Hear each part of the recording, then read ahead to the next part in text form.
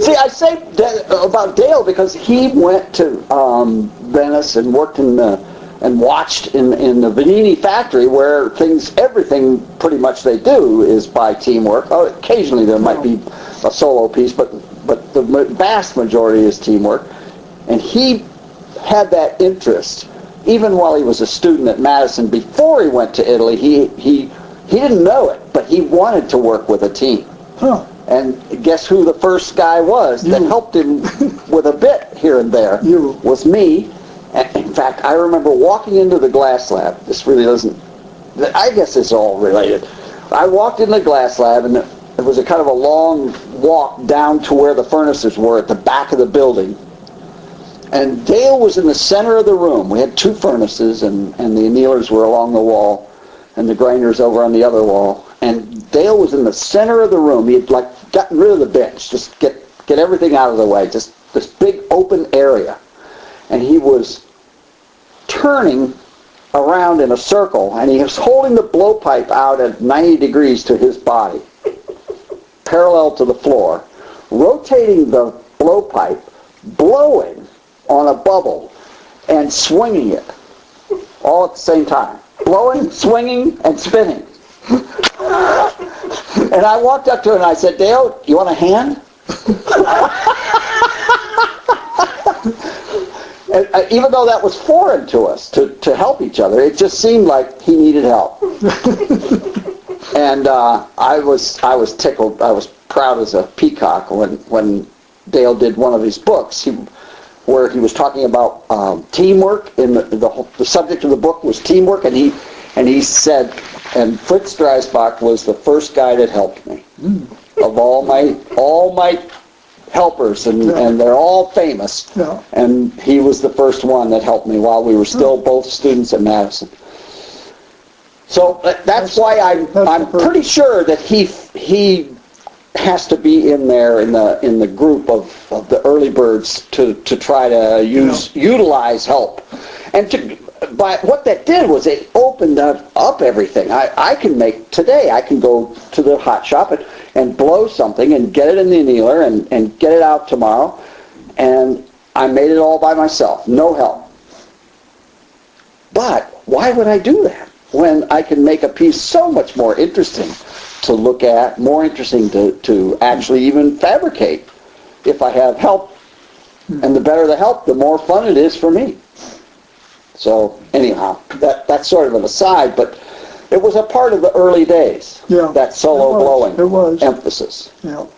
And I've always thought that it was to differentiate our work from those factory people and try to, I don't know, justify the work is not really the right word, but to make it acceptable. But this is the artist working alone himself. Now, how about not Carter, the potter, Leach?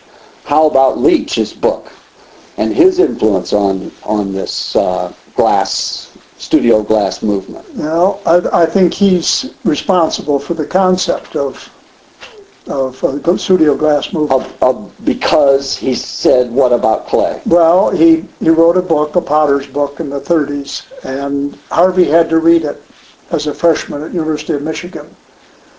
And in the book, Leach makes the point that if a craftsman, a potter, is controlling everything in the studio himself, that he's controlling the kind of clay he uses, he controls the kiln, he fires the kiln himself, he designs or formulates his glazes.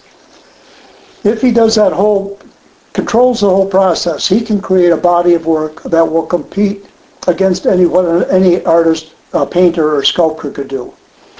And he really made an effort and succeeded at changing the attitude towards ceramics, at least, as an art form for serious artists, rather than a secondary, which is what is always considered by the historians. Museums and the history. Museums and everything. Yeah. It was a secondary. Right. Decorative arts, they And call it. Littleton read the book, and I'm sure unfortunately, I never asked him this question, but I'm sure that as soon as he read the book, he applied that concept to glass and thought this, and it ties in with his concern about being the artist designer and getting the designer out of it. And of course, that was Leach's point as well. Right. At the beginning of the book, he points out that before Wedgwood automated pottery making started,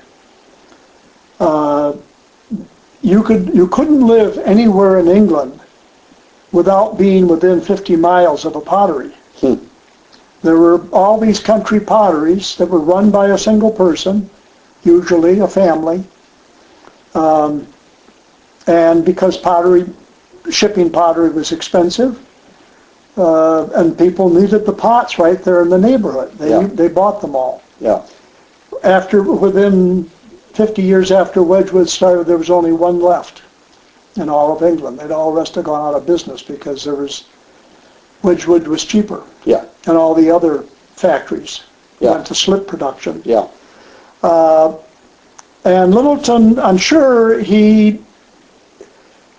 I don't think he had the concept yet of being the Bernard Leach of glass and starting the modern studio glass movement on his own. But I know he was thinking about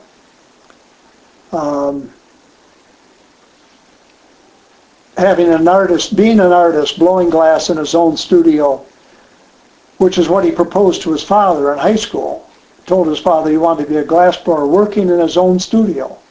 And I think While he was a high school student? Yes. He said that? Yes, and his father, that's in his book. And his father said, that's impossible.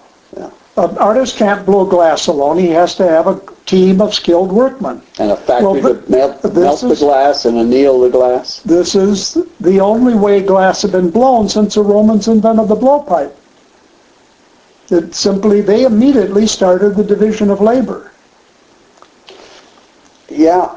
From that picture on the pot. Look, I know, okay, for sure there had to have been a factory operation, but I think there's a possibility that there were solo blowers also at the same time. There might have been. I think it's just too hard for me to conceive of Not especially